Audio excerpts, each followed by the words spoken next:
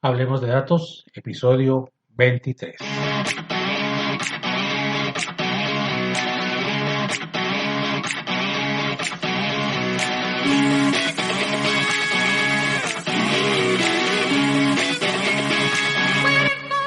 Saludos a todos y bienvenidos de nuevo a Hablemos de Datos, el podcast en el que hablaremos de números, de cifras, de las estadísticas del mundo que nos rodea, también de las formas de capturar, procesar e interpretar información.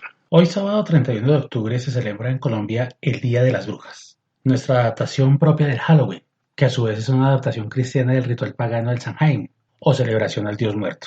Sea hoy el día de hablar de misterios y terror, teniendo en cuenta que la próxima vez que el 31 de octubre caiga en un sábado será hasta el año 2026.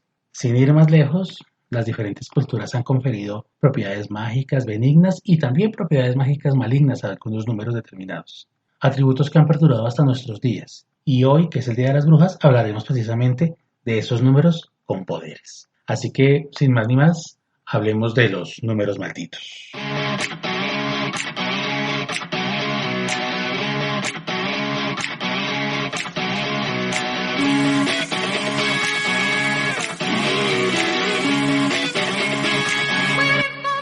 Las ciencias modernas provienen en muchos casos de antiguas creencias dotadas de magia y de misticismo. Es así, por ejemplo, como la astronomía moderna, la que conocemos nosotros, y todos los temas de astrofísica y todo, provienen de una ciencia antigua llamada la astrología, que era la adivinación a través de los astros. O, por ejemplo, todo lo que nosotros conocemos en los avances de química y la farmacéutica y todos estos temas tuvieron sus inicios en una disciplina conocida como la alquimia.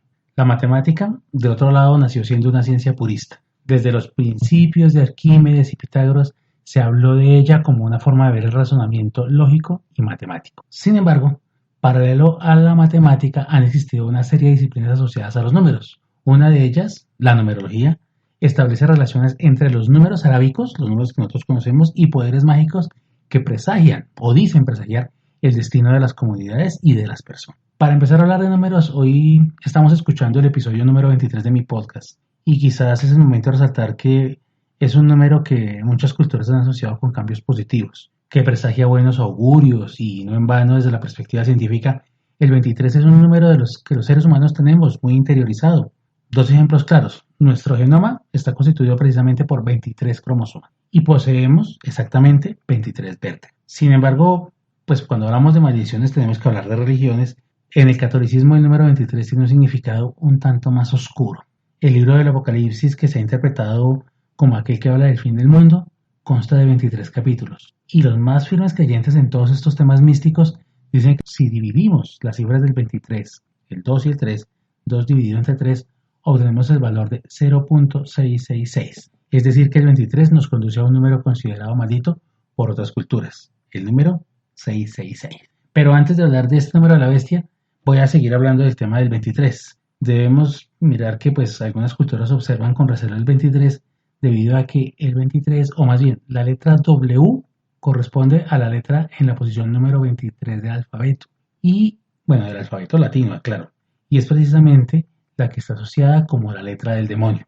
La W, pues como tiene la formita como con dos cachitos a los lados, siempre se ha hablado que son los cuernos del demonio, con la cabeza. Así que pues para muchas personas el número 23 resulta siendo un número cabalístico, muy asociado al demonio, y pues que en un acto de irreverencia o en un acto de todo lo que es maligno, simplemente resulta siendo el número que se compra con mayor frecuencia en las loterías, en las rifas. Siempre que uno va a escogerlo, la gente ya ha cogido el número 23. ¿Por qué? Porque se piensa que el juego y la fortuna están asociadas a poderes demoníacos y no a lo que se logra con esfuerzo. Y por esta razón el número pues cumple esa misión, ese valor, como de ser el más seleccionado cuando alguien va a comprar una rifa o quiere ganarse la lotería. Bueno, ya hablamos del 23, hablemos del 666. ¿Y a qué se debe la mala fama de este número? No podemos evitar, siempre que se habla del 666, en que es el número del demonio. Aparece mencionado en el capítulo 13 del libro del Apocalipsis, y quizás para que entendamos algo de la connotación de por qué el 666, debemos revisar un poco el contexto del libro. Recordemos que tras la muerte de Cristo, todos los seguidores cristianos fueron perseguidos por Roma. Muchos de ellos convertidos en mártires, fueron crucificados o fueron devorados por fieras salvajes en espectáculos de circo ante la mirada complaciente y los aplausos de miles de ciudadanos romanos ávidos de diversión. No era pues de extrañarse que desde la perspectiva de los cristianos el César, el emperador romano, fuera la personificación misma de la maldad, visto como el enviado de Satán. Y pues, si tenemos en cuenta que Dios envió a su único hijo, nada raro tendría que Satán hiciera lo mismo, el hijo del demonio, el número opuesto de Cristo, por decirlo de alguna manera, el anticristo, personificado nada más ni nada menos que en el emperador romano, cuyos ejércitos perseguían y masacraban a los seguidores de Cristo. De la misma manera, pues, no nos resulta extraño que esos susodichos y perseguidos cristianos utilizaran formas de contactarse sin ser detectados, no querían ser, pues, vistos y luego sacrificados. Al igual que en muchas guerras y en muchas persecuciones, era común que se usaran mensajes secretos. Entre ellos era muy común uno con el cual se hablaba de Domicio César. Domicio es el nombre inicial de un emperador que todos conocemos como Nerón. Y los cristianos hablaban de él en clave como Domicio César mata vilmente a los enviados de Cristo. Lo cual, si lo vemos como una sigla en latín, se escribía la letra D, C de Domicio César, L de Letalis, X, V, I. Algo así como mata enviados de Cristo, que corresponde en números romanos al número 666. Así que ese número de la bestia, el número del anticristo que tenemos aquí como con tantas connotaciones negativas, corresponde simplemente a un nombre clave para referirse al emperador Nerón. ¿Cuál ha sido la característica más importante? Pues que ha sobrevivido hasta estos tiempos. En lo personal considero que el número 666 ha sufrido de una terrible campaña de desprestigio durante los últimos 2000 años. Y debido a eso nadie ha tenido en cuenta que tiene unas características muy bonitas. Por ejemplo, si sumamos los primeros 36 números, 1 más 2 más 3 más 4, hasta el 36, el resultado de la suma es 666. O que si sacamos el seno, en la función trigonométrica del seno, coseno, el seno del número 666, obtenemos un valor conocido como la proporción áurea. Para los que no sepan qué es la proporción áurea, los invito a escuchar otro episodio de este podcast donde detallamos específicamente qué es todo el tema de la proporción áurea o el número de la belleza. Así que el 666 no es un número tan malo como parece. Y pues ya hicimos una mención adicional a otro número maldito. Maldito para nosotros porque en otras culturas es considerado un número sagrado. Y sí, estoy hablando del número 13. Y los mayas lo consideraban un número sagrado, ya que representaba el número de fases lunares que ocurrían en un año.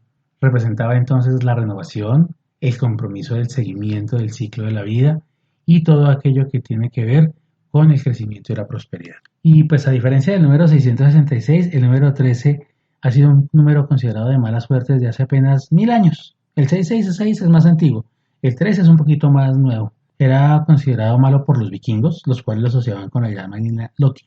El número 13 era el número de Loki, el mismo Loki del que se habla en Los Vengadores, pero que en la mitología vikinga, ya así las películas de Marvel, provocó la muerte de Balder, el dios favorito.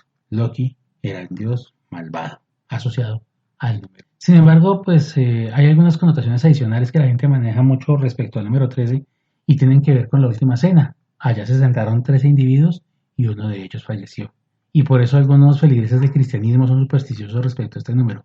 Esta genera una fobia que se llama triskaidecafobia y es un hecho tan generalizado que, por ejemplo, el número 13 no se utiliza en la Fórmula 1, ni hay aviones con el número 13, ni se hacen vuelos con el número 13. En algunas ciudades aquí del mundo occidental no existe ninguna calle que tenga el número 13. En algunas, en Bogotá sí, por ejemplo.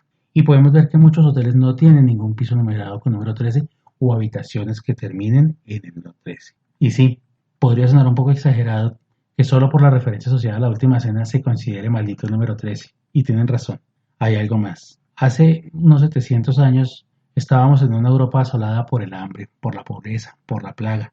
En medio de todo existían los guerreros caballeros del templo, conocidos como los templarios que viene de templo. Y ellos regresaban de las luchas de Oriente en defensa de la fe y eran héroes ante su comunidad y venían provistos de fortunas que podían hacer temblar el poder del Papa Clemente en su momento, Papa Clemente V. Así que el rey de Francia, Felipe IV, y el Papa Clemente, en un intento desesperado por no perder el poder que tienen, decidieron apresar, llevar al tribunal de la Santa Inquisición y quemar en la hoguera a los caballeros templarios. Esto sucede el viernes 13 de octubre de 1307. Es una noche que para ellos fue oscura y terrible, y pues para muchos que los llamaban santos guerreros, pues resultó ser un hecho caótico. Tanto que este viernes 13 fue marcado por la historia como el Viernes Negro. Y nuestro nombre de Viernes Negro se filtra hasta nuestros días. Hoy lo conocemos, la fecha contemporánea, como Black Friday, en un intento de transformar ese terrible suceso del año 1307 en un día de rebajas de comercio. Pues por esta razón los números 23, 666 y 13 son excelentes recursos utilizados por los medios para dar contenido a sus historias de terror. Así, por ejemplo, durante los años 80, una de las más famosas series de terror de género slasher fue conocida como Viernes 13, el asesino Jason, el cual mataba sin que pudiera ser muerto. Y los ocultistas han basado estas y muchas otras asociaciones. Por ejemplo, en el tarot, la carta número 13 es la carta de la muerte. Hasta el momento he hablado mucho de números malditos desde la religión cristiana y todo lo que nos pega a nosotros desde nuestro estilo de vida occidental, pero no son los únicos. Así, por ejemplo, el 17 es un número en Italia asociado con la muerte y se considera de mal augurio. ¿Por qué razón? Bueno, porque si colocamos las letras del número 17 en romano y se organizan de alguna forma específica, dice algo así como dejé de vivir. Y le tienen, pues, digamos, cierta fobia al número 17. Pero, por ejemplo, en China, el número 4 tiene también una connotación negativa. Y vamos a ver que en China también algunos edificios no tienen cuarto piso o no utilizan habitaciones terminadas en números 4 como 14, 24, 34 o el 42. De todas formas, cada cultura asocia números sagrados o malditos a eventos y sucesos importantes dentro de su historia. Y esta interpretación de conceptos, tan cercana como lo es la capacidad de razonar, forma parte de la identidad de un pueblo. Y aunque los fundamentos de la teoría matemática son universales, la connotación e interpretación de ellos en cada cultura hace parte de su propia identidad. Bueno, ya con esto me despido por hoy. Si les gustó este programa, los invito a que se suscriban y a que escuchen los demás episodios de mi podcast Hablemos de Datos. Lo pueden encontrar en iVoox, en Spotify y en Google Podcast. Búsquenlo así, Hablemos de Datos. Con su ayuda, espero que lleguemos cada vez a un número mayor de oyentes. Hablemos de Datos es el podcast de Numero, mi proyecto de emprendimiento de asesorías de todo aquello que tenga que ver con información. Hay muchas maneras de contactarme, a través del correo numeron@gmail.com, Numeron como suena pero reemplazando la letra E por el número 3, y también en las redes sociales habituales. Les cuento que las masterclass ejecutadas han sido todo un éxito y una estrategia efectiva de visualización de mi empresa. Recuerden que es una actividad totalmente gratuita y si quieren participar en ellas, solamente contáctenme y les digo cómo lo hacen. Y pues nada, en el próximo episodio estaremos de nuevo hablando de datos. Hasta entonces.